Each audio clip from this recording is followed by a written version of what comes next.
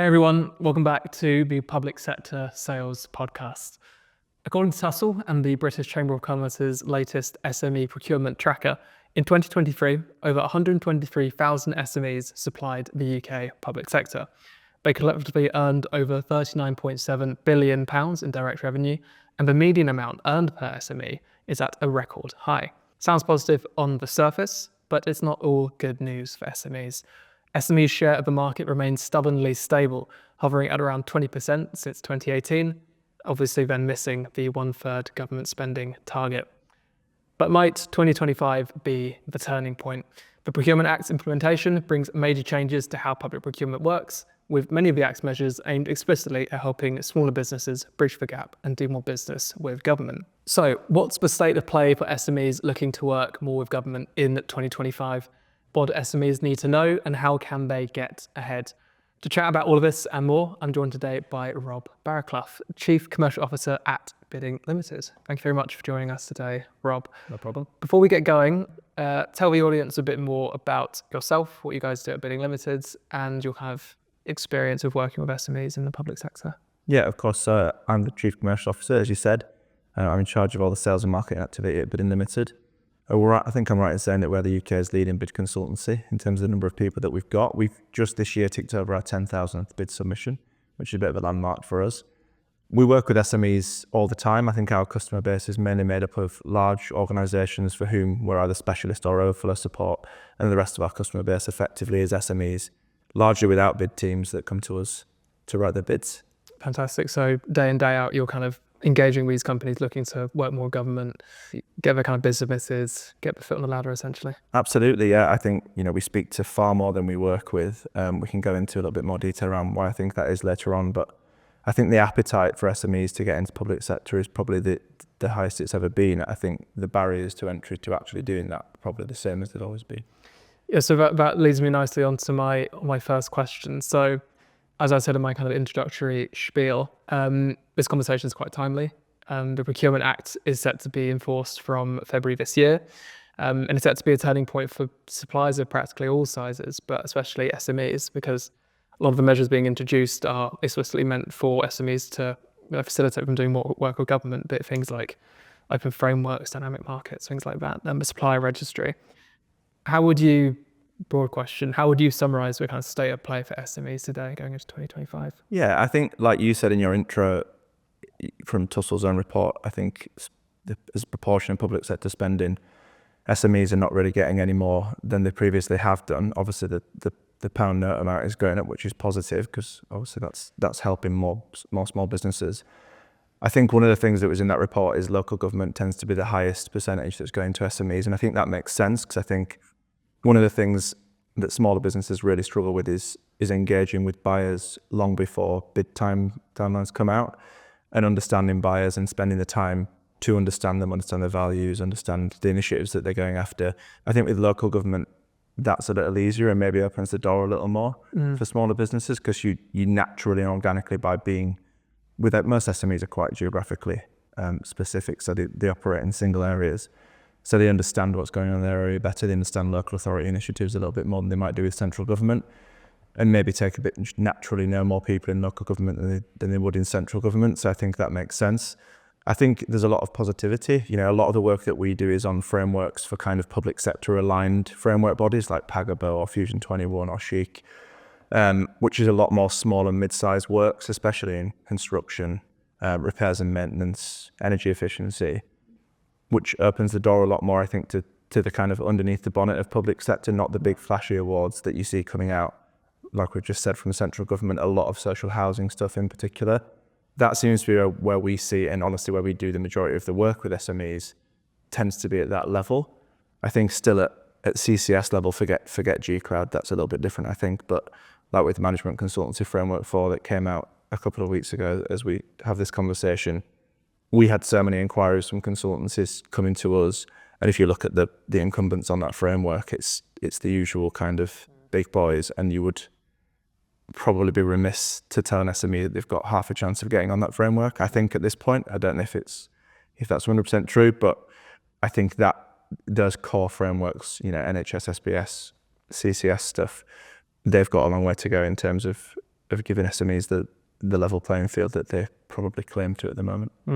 So it's a pretty mixed picture, you'd say. It kind of depends on where you look, depends who you are. I think that gates are opening, and I think that the more independent framework bodies are giving SMEs a much bigger chance. The way that they run engagement is just completely different. They run engagement in the language and in the places where those SMEs naturally are, rather than, I think central government is relatively poor at communication, and it's relatively poor at getting to people where they already are and engaging with suppliers outside of their usual pool.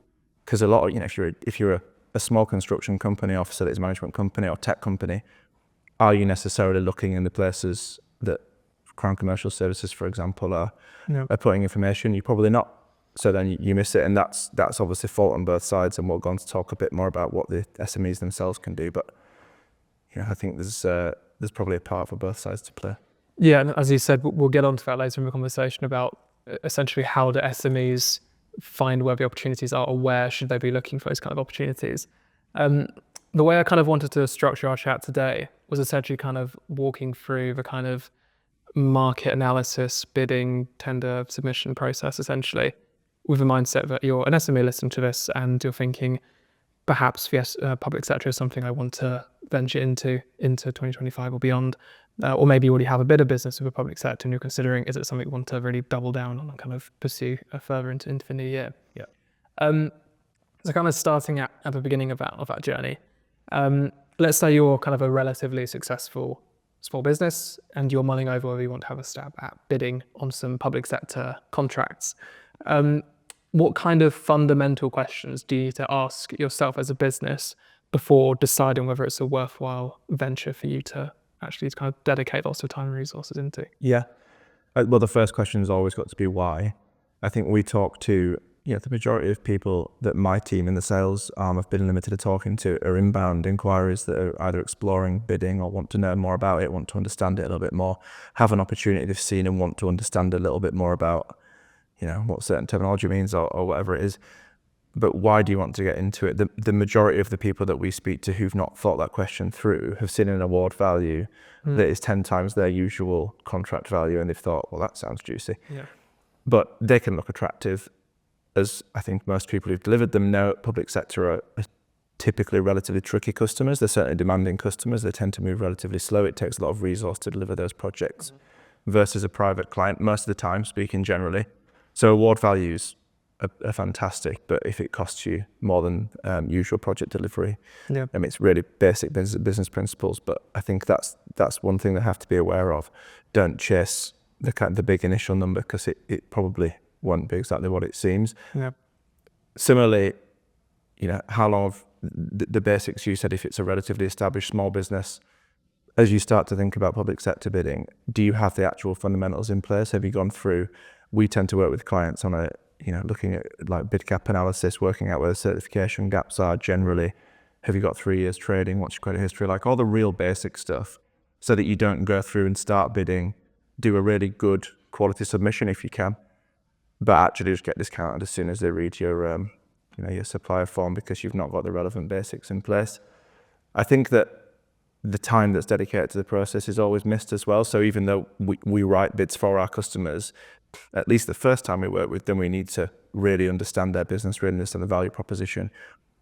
Unless we've done the pre-engagement bit for them, which we sometimes do, we have to understand what they've learned about the buyer, what they think the buyer's hot buttons are, what they think the win theme should be, and then we'll try and work together and tie one in with them. But they have to know all of that. If you pull us out of the picture, they then have to write the full bid from scratch and build out their own storyboards and responses. Ultimately, that's a lot of work. It's a huge undertaking to submit. Even if people will know, like if you've applied to be on G Cloud, that's 4,000 or 5,000 word submission, and that's a heck of a lot of work if you're doing your usual kind of processes as well and your business as usual stuff through the day. So understand that. Understand if you are ready to lose as well, which might sound a funny thing to say, but again, one of the first things clients say to us is, like, are we going to win? And you can do everything. It's not, we'll talk a bit more about pre-engagement in a minute, but with all the best will in the world, unless you've got some kind of inside knowledge, you don't know if you're going to win. The effort that I've just spoken about going into the bid has gone in regardless of whether you win or lose. Yeah. You have to understand that it's going to be more work than a normal, in the private sector, a normal proposal, a normal sales cycle. It's going to feel different to that. It's going to feel like more work, and sometimes you will lose. So if you're doing it as a golden goose bid that you've just seen, you've never really bid before, but whatever it is, you've got a few contracts dropping off next year, and it's sort of the thing that will rescue your business. You have to really think about putting your eggs in that basket, I think. Yeah. So it sounds like from what you've said that, for example, looking at contract values and being driven by that is your kind of key motivator, but a lot of small businesses, or a proportion of small businesses, try to embark in the public sector based on a lot of kind of misconceptions, or maybe kind of misinterpretations of kind of the public procurement process and how it works, and kind of underestimating just how much time and effort needs to go into things like the bid writing process. And almost being honest with yourselves, like you said, about, do we actually stand to win this? Is there actually a chance of us winning this? So it leads nicely onto my next question about, what do SMEs, or suppliers generally, it could be any size really, often get wrong about public sector selling? What are kind of the key misconceptions about how the process works, about their chances of winning, for example, or just generally, so what do they get wrong? Yeah, I think one of the things we spoke before about chances of winning and being prepared to lose, I think if people think that once a bid drops, they've got the same amount of chance as everybody else that enters that competition, then there's some naivety at play. If a bid comes out and you haven't engaged with the buyer, or it's a surprise to you that the bid comes out, my advice, more often than not, if it's a bid of any size, is no bid that opportunity. Don't waste your time, don't waste your resources. That's a little bit different, if it's a framework call-off, or if it's a buyer that does already know you and you've got relationships there. There are always variables, but I think the biggest mistake that we see is people not engaging early enough in the process. So by the time they come to us and say, oh, we've spotted this bid in X, Y, or Z, we think we could fulfill it, can you help us write the bid? We'll always say, it's your bid, no bid decision. But if it were us, we wouldn't bid it. That's largely then when we start a conversation, it's about coaching them on how to do pre-engagement with the buyer. So with frameworks, we mentioned earlier, Fusion 21, Pagabo, those kind of people, but even CCS and the central government ones, they run an awful lot of market engagement and an awful lot of pre-market engagement events that anybody can register for and go to. CCS particularly run plenty of sessions so that if you can't make a certain day or time, there's replays available. That stuff is gold dust, because they're going to tell you, certainly for kind of single award tenders, they're going to tell you exactly what they're looking for, what the values of the organisation are, what the initiatives are, what their 5-year plan is. If it's the NHS, they're going to tell you about certain initiatives that you can feed into your bid. In the end, you're going to get to know the procurement people, you're going to get introduced to some people. If not, you at least get a bit of a flavour, the way that, there's never going to be a direct path to pre-engagement, but you're going to have to apply some initiative. But you can get a few names, you can start to look, I personally would look through LinkedIn and find people who are adjacent to them and start to reach out and build some relationships and get calls in. No. I think one of the areas that we work quite a lot in is digital and tech. And again, there's a lot of startups in that area, which is brilliant. And you want to see innovation in that area, in particular in the government, I think. But again, they don't necessarily do the pre-engagement bit correctly. So they go for a bid and they think they're on a level playing field, whereas everyone else has already run through various demos. The salespeople know all of their, whoever it is, commercial operations people, procurement people. So they've been fed a lot of the intel, and a lot of the time an ITT comes out, if you read it and you knew your competitors well enough, you could probably spot which one of them helped the buyer put the ITT together. And again, I would say if it's not you, I would have a serious think about whether you're going to bid or not. Again, that's more for larger single award contracts, but it goes for frameworks. As soon as you understand, when a current framework, if it's out and in operation and you're not on it, understand when it's coming up for renewal, understand when it's going out for retender, understand that kind of pre-market timeline, and get yourself onto as many of those events and into as many of those conversations as you possibly can. We've seen more and more of our customers who win a lot of their work from frameworks hire framework managers. So as part of their sales team, they've got somebody whose job it is to keep the finger on the pulse of all the stuff that we just said about pre-engagement with frameworks, but then when they're actually live and they're on the frameworks, what opportunities are coming out, what's being awarded to who, really keeping your finger on the pulse of the activity on that framework. So next time, in that instance, well, do we put the time and effort to get back on this framework or not? Did we not get anything because we were 5th or 6th place, or was there nothing awarded on this framework? Do we need to get 1st or 2nd next time? Does the bid need to be better?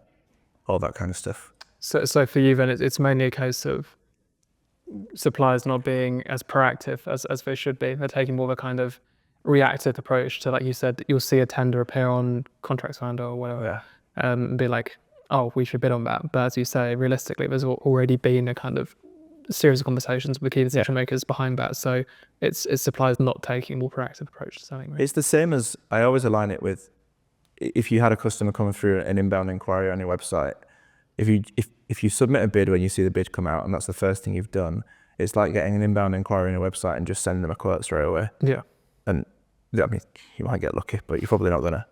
So I think it's crucial that you do the rest of the work. I mean, there's a few other things I think that we spot once those bids do come out. That's when we really get involved, obviously. And there are many common mistakes in that. We had a customer, unfortunately, last week, so we're not in charge of submissions for most of our customers, before I say this, who just missed some of the mandatory submissions on the online portal. So you submit a bid, you've put loads of work into it, you submit it and you miss your, you know how these things look, but whether it's uploading a certification, whether it's submitting a zip file when you shouldn't and it said don't, whether it's submitting it as PDF when it said Word, whether it's font size 12 instead of font size 11, which is outlined in the specification, word counts, character counts, and going outside of those, such simple stuff to not do wrong.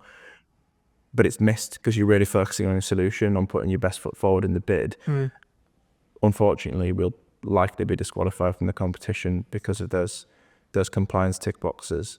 So I think one of the things that I would put on the list, surprisingly, as one of the top 3, is at the point of submission, be very, very specific and go through everything and tick all the boxes and make sure that that's as compliant as it could be. So you would say then a kind of another key mistake then is potentially SMEs just underestimating the level of, dare I say, kind of bureaucracy, just the level of kind of fact, as it were. But if you imagine, like I said to you at the beginning, I think a lot of the work that we do is construction, facilities management. There are a lot of, in that mid-tier, there is a very, very broad range of suppliers, and especially for framework applications, there's a ton of bids going in.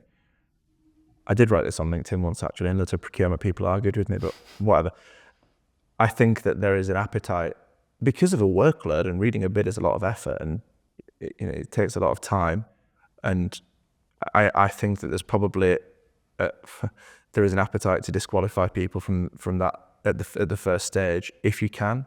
I don't mean that, I don't think there's any malice at play there, but if we've got 100 bids and you've put in certain criteria and they've not been met at the first stage, they go out the window. I think it leads me into another point I was going to discuss, which is around, before you can win a bid, you've got to, before you can get full marks, you've got to pass, so to speak, in kind of exam terminology.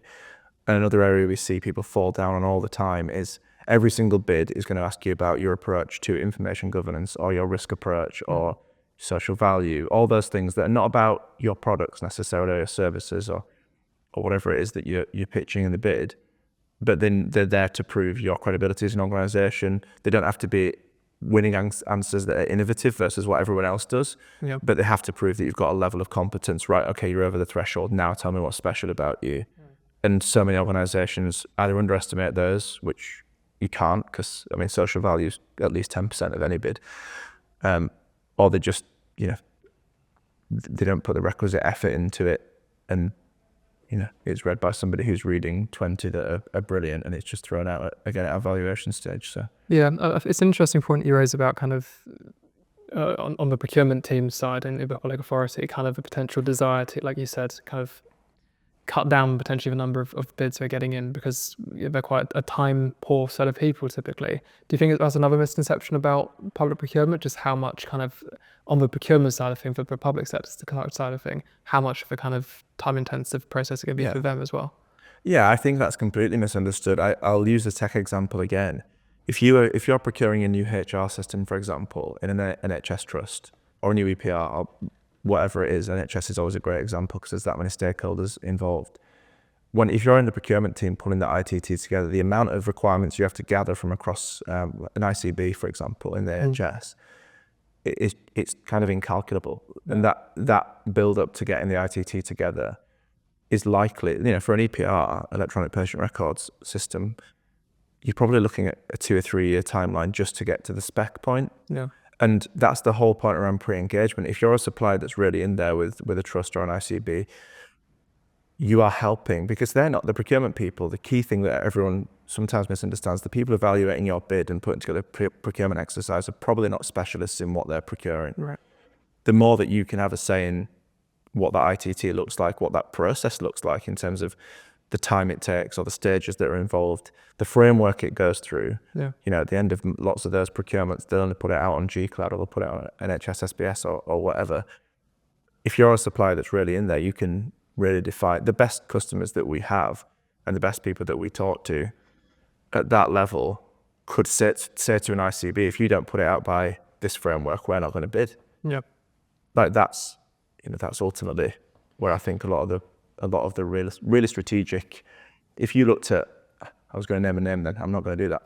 If you looked at certain organizations that may sit in the top 39 strategic suppliers that you put out recently, they will be dictating a lot of, well, it's not, we're going to win it, aren't we? But it's, if you put it out on a different framework, we're not going to bid it. Now you want the top 3-4 suppliers in the room, so you're going to go down the route that you think the most of them are going to be at. So yeah, that makes sense.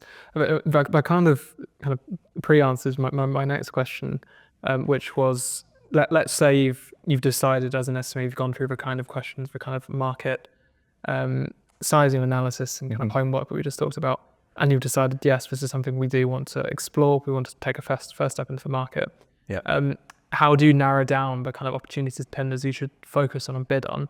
I suppose your answer would be that if you're seeing the tender, it's almost too late in a sense. But actually, it's a question of how do you get ahead of future ones that don't exist currently, basically. Yeah, I think one of our bid directors taught me this when I first joined and says it to all of our customers.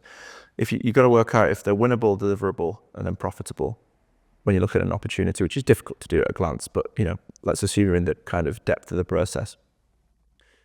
Assuming that we are in a greenfield environment and everybody that bids is going in on level pegging and we don't have any pre-engagement, you still need to sit down, look at from the winnable angle, how well does the buyer know you, how well do you know the buyer? So assume that they're not going to apply any bias whatsoever. How well do you know them? If you had to sit and write what they're really looking for, not necessarily even in solution, but what are their values, what are the initiatives that you can tie into, why is your solution more aligned to them than somebody else's? If you don't necessarily know the answer to that question, this is what capture planning is, that sits at the beginning of a bid process, but if you don't know the answer to that question, do you think you've got a winning solution? Probably not. If you can think as well, who else is going to go for this tender? If you're in that kind of market where you understand who your competitors are, and ask yourself the same questions about them. Does the buyer know them? How well do they know the buyer? Working out that kind of matrix of, well, if I were to evaluate this now, where would I actually sit?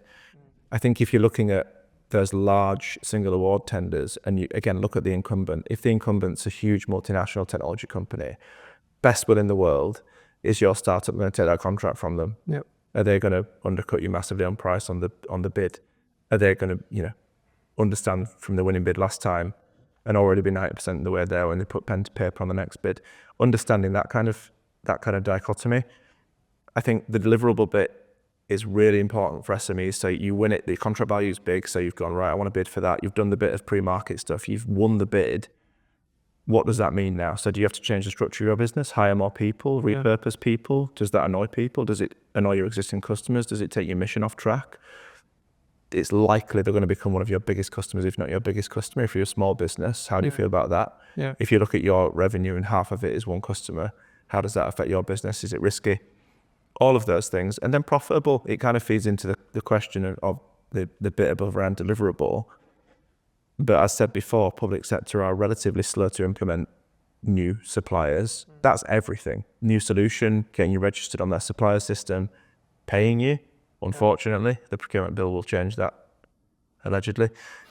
But it is what it is. Like, there are lines of approval in those organisations that are very, very tricky to unpick. But we do lots of work on behalf of NHS organisations, and if you looked at our accounts receivable, they are by far the slowest payers. If you're a small business and you need cash to deliver the contract, but the cash needs to come from the buyer that you're delivering the contract for, you need to really think about how that loop's going to close itself. Genuinely, that's one. There's, again, in the healthcare arm of our business, there's a client that swept up in the last couple of years in a certain sector of healthcare delivery, but ran into pretty serious cash flow problems. And if you looked at it, they'd won multiple tens of millions of pounds of contracts. Yeah. But they didn't necessarily have the cash to deliver them, which is a really tricky place to be. Yeah. So it's essentially taking a kind of scattergun approach to the kind of bid no bid process. It's not anywhere advisable. It needs to be a very kind of, it needs to check many boxes. It needs to go through a lot of qualification before you even consider that being a tender worth prioritising. Yeah, and I think that's a problem that, again, I think this is probably affects businesses of all sizes, but SMEs in particular, where if you're founder-led or if you're a family business, a lot of the time that bid no bid is taken out of it. The science is thrown to one side, and we go back to that award value of what if, if we won this contract. Yeah. And then again, going back to an earlier point, the amount of effort that it takes from the whole business really to get a bid mobilised, completed, all the SMEs involved, as in subject matter experts, not the business. Too many acronyms that mean the same. That's a huge undertaking, and often I could count the very small percentage of customers that have any kind of bid no bid methodology at all, on one hand probably. And again, it's something that we help customers with, but realistically, you have to really understand your own appetite for risk, your own products, your own customer base. There's a million things that go into it. And again, I think when we talk about SMEs, the vast majority, if they're sensible, the vast majority of the bidding that they're doing is to get onto frameworks. You and I know the vast majority of that spending is going to end up being put through a framework anyway, no matter what the competition is. So get yourself in the door. Don't ignore frameworks. To go back to the kind of, what are the key things that SMEs miss when you talk to them, and they've never even considered getting on frameworks and keep seeing all these things pass them by. Try it out, get on a framework, and don't make your first shot a kind of business-changing contract. Well, actually, let's actually focus on that for a second. What would your kind of headline bit of advice be for SMEs looking to apply for frameworks? What does it they essentially need to know? And like you said, kind of what things need to be going through their mind when they're considering, is this worth applying for this framework? Yeah. Because like you said, they can kind of promise the world in many cases, but often when you look at the data, like Tussell's framework data, for example, only a fraction of that may go through. It may only go to a very small handful of the suppliers on that framework. Yeah. So what do SMEs need to think about? Yeah, I think there's a few things. So first of all, let's assume that these are frameworks that are out in the wild and they're going to renew at some stage. Look on a platform like Tussell. I mean, you guys put out reports that show plenty of stuff for free. What was the spend? What proportion of that spend went to SMEs? I would always say, I'm going to go for management consulting framework 4 from CCS. Let me look at the previous iteration and see who the incumbents were. What do I look like versus those incumbents? There's 20 on there, for example. What do I look like? Are any remotely similar to me, or are they all massive behemoths that I could never come near? If the answer is the second one, best one in the world, I probably wouldn't bother. Yeah. Because it tells you two things. The projects that have been called off against that framework are probably too big for your organisation. And if they're not, if I'm on there and I'm looking at, right, I've got a large NHS consultancy project to deliver, I've got Deloitte that I could turn to, I've got Accenture that I could turn to, I've got PwC, I've got John's consultancy firm, you're just not going to get any work from it. Yeah. So it's unlikely that it's worth going for. And then second of all, one of the things that we come across quite frequently now is whether it's a ranked framework or not. So by that I mean, does the first ranking get first access to call-offs, second gets slightly less? It might be a top 5, it's not necessarily number 1, 2, 3. But if you're 7th or 8th in that framework, are you ever going to get that kind of drip down effect? Is any work ever going to come to you? If you're doing that kind of framework bid, by all means do, but make sure you focus heavily on quality. A lot of frameworks like G-Cloud is effectively a compliance check. You have to write some quality responses, but you do pretty well to not get on it if you wrote a decent bid.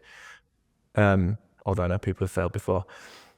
And that, with the ranked frameworks, that's like a single award tender. Like, you need to make sure that you're hitting every single quality mark and you're out chasing the competition and ranking higher. Otherwise, again, the point of being on the framework starts to diminish. Yeah, so just kind of being honest about the limitations and the kind of difficulties around frameworks, but not just kind of this. And that's what's difficult, isn't it? Like, if you're a small business, like we're a small business by that token, and like I would never want to think that we'd lose to someone bigger just because they're bigger. You'd be like, no, shut up, let me get in front of the customer. But unfortunately, that's where the naivety comes, because if you're working on a private proposal and you can build relationships and you can use kind of a bit more sales technique directly with a person. You're dealing with a kind, like you said, less sometimes than it used to be, but still bureaucracy that's got to go through certain hoops that you might not want to jump through. No, yeah, precisely. So let's presuppose you've done that kind of pre-market engagement process. You know the kind of key decision makers. You've perhaps anticipated that a tender is coming. You're part of the conversation already. And again, we could do a whole episode on this, and we have. What are the kind of fundamentals then of that compelling, well-written bid? What are the kind of key hallmarks of a really well-written bid? Yeah, I think one of the things that is missed by smaller businesses, again, speaking from experience of having talked to many of them, is having when the bid comes out, forget all the stuff before, like you said, you have a very finite amount of time to write a brilliant bid. So the best possible starting point that you've got from day one, the better your final bid's going to be. The more time you've got to actually weave through everything you know about the buyer and all the stuff you spent your time learning about, what they want to hear ultimately. Way more time to refine, review, way more time to get your experts involved and look at what's a 80-90% completed bid. Obviously, that is only really possible if you've written a few bids before. Talk a little bit about BidVault in a minute, which might be able to help customers that haven't. But that's the thing that larger businesses have that I think SMEs miss. Yes, they've got bid teams.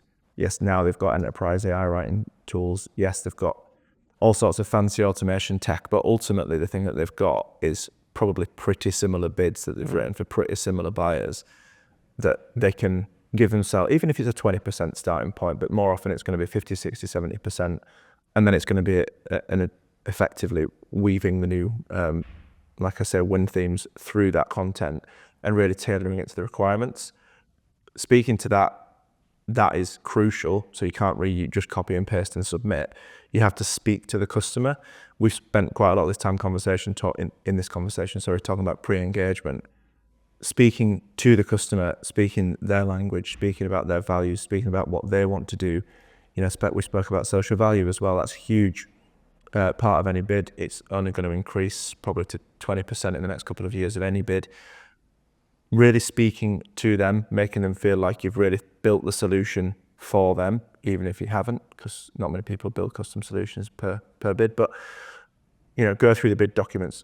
Even if it is a greenfield and you've not done a pre-engagement, go on the website, look through their board papers, understand what it is they're wanting to do, understand what problems they're having, understand what the people in the business want, and speak to that. By the same kind of rhetoric, that can make things quite overcomplicated. I think one of the things that we see one of the main services we offer is bid review, obviously. So we'll look at a submission that's fully drafted by the client and then give some feedback on it. One of the things that we see all the time, and again, I'll say especially, it's in all sectors, but especially in tech, is I've got this amazing platform. Before the bid came out, I knew I wanted to tell you about this platform. So I don't care what your question says. I'm just going to tell you about how brilliant and innovative this platform is. Answering the question. There's a 1 out of 5 response that answers the question. There's a 5 out of 5 response that answers the question. So it's not as black and white as just doing that. But if you don't do that, then you're definitely not going to win the bid. Any bid question worth its salt's got a core question, then 2 or 3 or 4 or 5 subsections that really tells you. It's like it's a cheat code for an exam. If that was in GCSE exams, no one would have failed them. But it's telling you exactly what it wants to hear. Just speak to those. I think that's something that's missed so often. And with that, be really specific. Again, there's a lot of generic language that's used in bids. If that's the starting point, great. But then weave in who, what, when, why. Every single time, if you look at it, a guy that was our chief operating officer used to say, so what? So whatever you're reading, so what? You've just told me you do this and this and this, so what? Yeah. What have I said in my bid question that makes you tell me that? Yeah. Why do I care? Why should I care? Which is does it get a bit repetitive when he's going through people's bids? Yes, but I think it's really, really relevant. It should be the case for most things. I think look at it all. Why are you telling me this? If there's not a reason, get it out of the bid and tell me something that's pertinent. Yeah, I mean, it goes back to what we said earlier about always being kind of conscious of just how time poor a lot of procurement teams are. Yeah. And it's just essentially, like you said, going to the crux of it and writing your bids in a way that answers specifically what it is they need, their context, their nuances. Yeah, and I think the art form of bid writing that I think our people bring to it, and obviously internal bid people, is there is no correlation seemingly. I would love to see the science on a procurement team behind the word count that they put against questions, because there's no science between kind of the depth and broadness of a question and then the amount of words that they give you to answer it. So obviously, if you're waffling about something that's not relevant, you're just using up words and space that you could be using for something else. And again, as procurement teams are time poor, so are bid teams, like massively. So if you don't have a bid team, it's probably the sales director and the MD on a weekend. But if you've got to get a certain amount of information to 500 words, the most time-consuming bit, and one thing that we spoke a little about autogen before, one thing that's amazing at is cutting the words down and keeping the relevant stuff in there. But if you don't have that tool and you're looking at it, you almost stop writing at a certain point so that you don't have to do that reverse bit and then cut the words out. Yeah. The way you stopped writing, if you've not really tried to answer the question from the word go, you might now be missing out all the stuff that's actually relevant at the end. The fundamentals, again, to take a step back kind of between where we've been on pre-engagement and writing the bid, is build whatever you want to call them, storyboards or answer plans. At school, like if you start down to write an essay and you just start going, you probably get there eventually, it'd be decent. But if you sat down, even if it's just 10 bullet points of this is what I really want to get across, this is what I've learned about the buyer that I really want to get into my answer, just so you've got something to refer back to. So again, when you start to go off on a bit of a tangent or when you run out of ideas or whatever it might be, you've got some base structure that is definitely, if you address it, is definitely going to get you a decent answer. Yeah, I mean, kind of reading between the lines of what you're saying, Ben, good quality bid writing, it does inherently takes time. It takes effort. It takes a concerted team effort. It takes, like you said, that kind of planning phase, not just kind of going straight into it, thinking about how the potential customer is speaking, what they need, the nuances there. Obviously, in a larger organization, they just, by the nature of being larger, will have bigger bid teams, more experience, and can often get around that kind of difficulty by kind of resource intensivity of the kind of bid writing process. How can SMEs, in a sense, kind of bridge that gap, that kind of resource deficit, and kind of compete with these bigger bid teams? I think that it comes back again to if you assume that time is the enemy of all bids, so whatever bid it is, it's going to have 4, 6, 8 weeks to complete, and if it's got 8 weeks, it's probably got 12 weeks worth of writing to do. The thing that the bigger teams have is obviously bid teams and specialists, but that's because they've got more bids to handle as well. It's not that they're doing the same amount of bids as an SME. So then they're likely not starting it from scratch. When the serious people get involved, there is probably a draft of some repute, some 80, 90% ready in terms of being a concrete block that's ready to be sculpted by people a little bit higher up the chain. And that isn't even because they've got brilliant tech that's doing that. It's because they've got, like you've said, a team. So they've got bid coordinators or bid administrators at the bottom end of that team who are going through past bids, looking at the ITT question, going through past bids, probably open up the file, looking through. That'll be quite good. Yeah. And that's time intensive, but at least it means when it goes on to the people who are, let's be frank, more expensive, or the people who've got more of an idea around the solution for this specific customer or whatever it might be, they've got, like I say, the concrete block, and they can then chip away and make it specific for that bid. I genuinely think from all the customers we've spoken to, I think it's true internally as well. If we work with a customer for the fourth, 5th, 6th time, 4th, 5th, 6th, obviously it becomes easier for both sides because we can start and go, right, yeah, we know that, but yeah. We know we need to tweak that, but broadly. Right, now we need to know these things, and these things. So we expedite the process for all of it. It doesn't mean that we copy and paste an answer across, but it means that now takes 20% time to get right for the customer that we're talking to at this point, rather than writing everything from scratch every time. I genuinely think that's the biggest difference between the two. I mean, I would be remiss not to take the opportunity now to ask or talk about your product, BidVault, and kind of where that sits in this whole conversation around saving SMEs time, resources. What is it? Yeah, no, it's a good question. So I think we launched BidVault in May 2024, I think, or June 2024.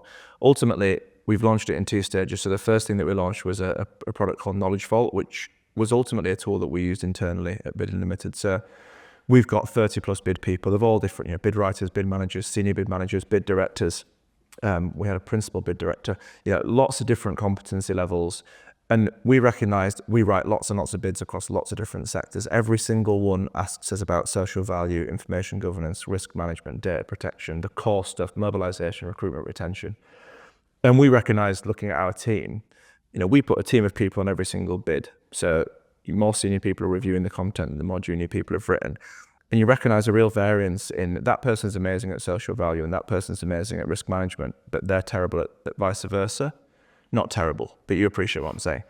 Which means in our business, there's more time for the bid directors to have to review certain kinds of responses than others from different people. So it just leads to this kind of this difference in time. The customer's paying is the same, but depending on the person working on the project, the core elements of the bid are taking different levels of time.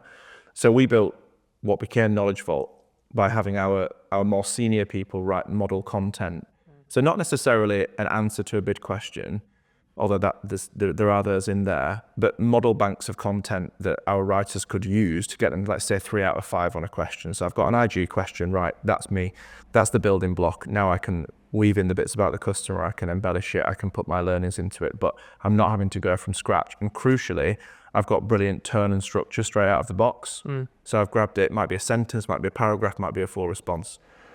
And then obviously we looked at the SME market and where we learned their challenges were. And yes, there's always going to be the specialist bit and about you and making that bit the part that really sings in the bid. But like I said earlier, let's pass the exam before we try and score full marks. And that ultimately is what Knowledge Vault became. So we turned it round, sold it to the market. That as a product it's an AI searchable library. By that I mean you can type in your search term, which is normally the bid question, and the technology, rather than it being a kind of keyword search through the library, is more like a context search. So it knows what you mean. It brings back content that means the same thing. One of the things that we recognized in SMEs is they don't necessarily know what some of the bid questions mean, which might sound ridiculous, but if you've read any, I understand why. So rather than having to decipher it and then work out what keywords to search in Knowledge Vault, you can put question in and it will find responses and content that will help you address that response. We've now launched a second stage of that, which is called Virtual Bid Team.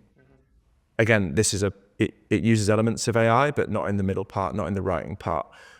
Again, what we've learned with customers, and all of our staff come from internal bid teams at different levels.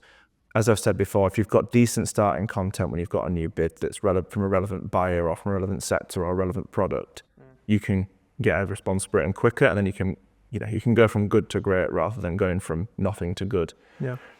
I think the block to that in most organizations is, even if you've got a bid team, no one's got a dedicated content manager. So when you finish a bid and you've submitted it, and it's effectively a 50-page document with lots of words from the buyer, all the questions, and then your responses, nobody's responsible for going, right, that's a social value response, that's information governance, that's mobilization, put that into a folder structure so the next person that comes along can go through and find it. Even if they do, that stalls and they don't do that on an ongoing basis, so the library's soon out of date, you can't trust it, you don't use it. The way that Virtual Bid Team works is you can quite literally drag and drop all your past bid documents and you don't have to do anything nice with them. They can be ugly and rough around the edges. And that's where AI comes in and segments and indexes that automatically. So it sort of acts as a librarian, if you like. That helps build a library in literally seconds. I think it's 3 clicks pretty much. And then obviously from a maintenance point of view, you finish a bid. Most bid managers finish it and want to put it in the bid library, but panic, have no time and move on. With Virtual Bid Team, again, you can just upload that. It'll segment it alongside the rest of your content. Then when you come to search at the other side, the search element, again, uses AI, but we've just plugged into Amazon's deep search that they use on all their marketplaces and things. So again, you can search there, and it's context driven again. So you can type in a search term, it'll pull back content from your library that matches what you're searching for. And again, that isn't the full document like a traditional bid library would be. It might be a snippet, a sentence, bullet point list. So you can effectively drag and drop that into a new bid response, the little snippets, build up a response that's, again, the kind of concrete block that you can then go in and chisel down. The main 2 problems that we're solving is no one has time to build a library. They know if they had one, it would save them time every time they write a bid. But because they've got no time to build a library, they're spending more time writing every bid. And it just becomes this kind of catch-22. Yeah.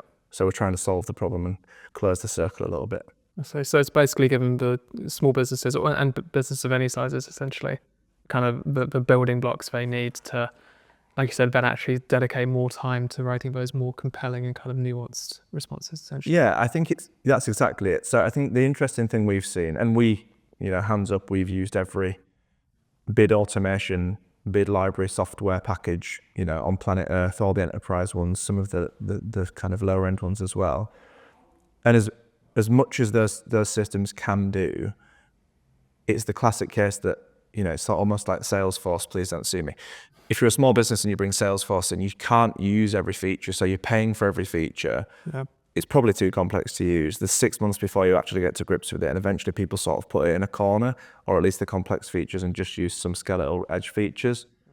We recognize that in our team, so we've built the pillars that we think bring the most value for the least effort from the user ultimately.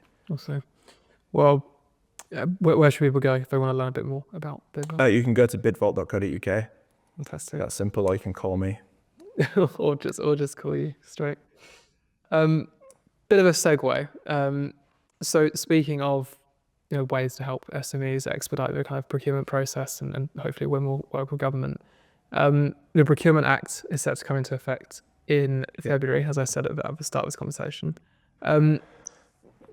Basics, what do SMEs need to know about the Procurement Act? How will it affect kind of how they go about selling to government? I think there are various, at least perceived benefits. I think we've spoken a lot about pre-engagement and how SMEs might be a little bit more hidden away from that buying cycle in the public sector. I think the mandatory publication of tender notices, I think it's 18 months in advance, will massively help, assuming that it's stuck to.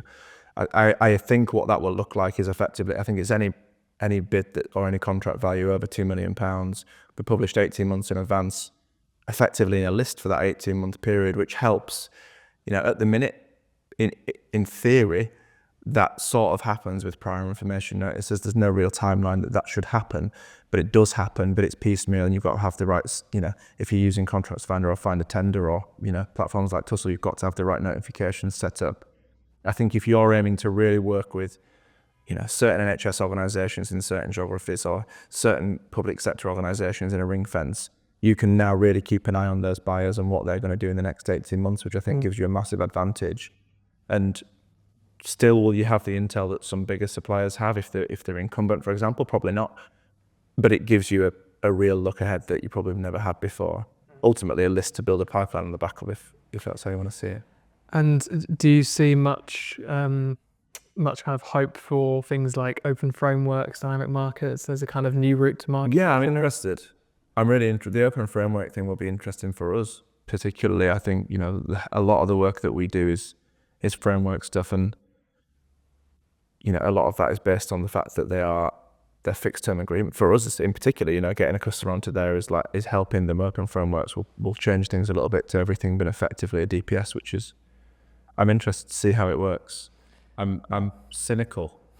Yeah, but maybe that's because we're touching on that sort of. You said it in response to my first question that there's going to be more heads up for future opportunities, more ability to build pipeline, potential new opportunities around frameworks. Do you have any kind of hesitations around the Procurement Act? Or do you think there could have been areas that could have gone a bit further, or maybe they should prioritise the kind of secondary legislation going forward? Yeah, I'm very interested to see how the central digital platform works. Yep. And works out, if it works, if it's released at any stage. I think that is, I know that some of the stuff that's, will overlap with stuff that's in Tussell. We have our own tender alerts platform called BidVault, but there are a million on the market that you could mention that do that at some level. I think that a lot of the customers that we speak to still struggle. Either they don't want to pay for something. There's still plenty of free ones on the market, but they don't know where they are. You can't use Contracts Finder. They don't understand the difference between Contracts Finder and Find a Tender. They do some EU bidding. They can't. So I think that if it works and it provides a genuine central platform for everything end to end, and there are many more notice types in there as well, so people will stay informed a lot more on the procurement cycle. I think that will be brilliant. I think unfortunately, we said earlier around the public sector's ability, central government especially, his ability to communicate with SMEs and speak to them where they are. I don't know how practical this will be, but I think there is a lot of talk on any over threshold contracts, especially if you're not registered on that platform, that you won't be able to participate in certain competitions if you get a certain way along. We talked earlier about sort of public sector aligned frameworks like Fusion 21, etc. There's talk of you needing to submit your central digital platform unique reference when you're doing those kind of. So if you're doing something that's away from it, you still have to show your registration details. If you're not registered, that could be a significant problem. And again, I don't know how strict they'll be with that, how strict they'll be able to be with it. I think the fundamental idea effectively is that it's meant to reduce the admin burden on suppliers, because you have a profile with a bit more of the kind of PQQ information that you're filling out on every bid about your company and your registered, last 3 years accounts, all that cookie cutter kind of administrative stuff stored on CDP, and then you can enter your reference on your new bids, and I assume it pulls the information through from there. But I don't know if they'll do a good enough job of making sure everyone who needs to know knows that they need to be on. Yeah, it's in theory should address a number of those kind of bureaucratic hurdles we kind of touched on earlier, hopefully. That's the idea. Yeah. So again, touching on a point you just raised, how well prepared do you feel like most SMEs are for the Procurement Act? You must talk to them, day in, day out. Very few know what it is, I would say. Yeah. It depends, doesn't it? We spoke about SMEs for the last half an hour. That can range. I don't know what your definition is, but it can range significantly, I think. And the one thing that we always say, we speak to some customers who are, who have significantly higher turnovers than others, who might bid once or twice a year, and then some only get their, £1 million turnover from public sector contracts. There's a real difference, and obviously the larger ones tend to be more aware of things like this. I don't think that a lot of the SMEs we deal with think that it will affect them, and I think there's a lot of over threshold stuff in there, so I think that's probably fair. Yeah. I think that we do a lot of stuff with the NHS as well, which is obviously provide a selection regime, so it's a slightly different set of regulations, which will change things and is already changing things. I think that comes into force in January, so it's effectively aligned with the procurement bill. Now it's been delayed. But I think it'll be the good thing with the government is that it won't be introduced and everything. There'll be some kind of staged implementation, even if everything's meant to big bang. Yeah. People will have time. We'll have time to understand how it works practically and advise. And SMEs broadly will have time to kind of adapt and adopt and get to understand how it works. Yeah, so I guess kind of takeaway is we'll wait and see to see kind of how it impacts SMEs. Are prepared. It's only been 2 years that we've been talking about this. So. Yeah, only two long years. That leads on quite nicely, actually, to my final question for our discussion. What would your top 3 kind of departing tips be for SMEs looking to sell into government? Kind of what do they need to know? What should the top 3 things be going into 2025 and beyond? I think we've discussed this one for most of the conversation, but prepare ahead of time. Understand why you want to bid, where you want to bid, and then start speaking to those people that you're going to bid into as soon as you possibly can. Mm-hmm. Give yourself a head start once you bid. So make sure that doesn't always have to be past bid documents. That can be your sales, marketing documents, CVs, case studies. Have them all somewhere so when you start to sit down and write a bid, you're not scattering around. There's a lot of stuff in there that'll overlap with the questions. Certainly on the compliance side, make sure that you've got all your certifications and things. First of all, make sure you've got them, but then make sure you've got them stored centrally so it's just easy to pull off when you start writing a bid. And then speaking to the question on procurement bill that we just had, register on the central digital platform as soon as it's available to do so. I think if you registered on Find a Tender, your profile's copied across, but otherwise it sounds like you might be in trouble if you don't do that. So. Well, excellent. Thank you very much for your time today, Rob. That was all extremely insightful, hopefully helpful for many SMEs watching today. Thank you. Thanks very much for tuning in to today's episode of the Public Sector Sales Podcast. If you want to learn more about Bidding Ltd, head over to the website on screen now. If you want to learn more about Tussell and our market intelligence platform, head over to tussell.com. See you next time.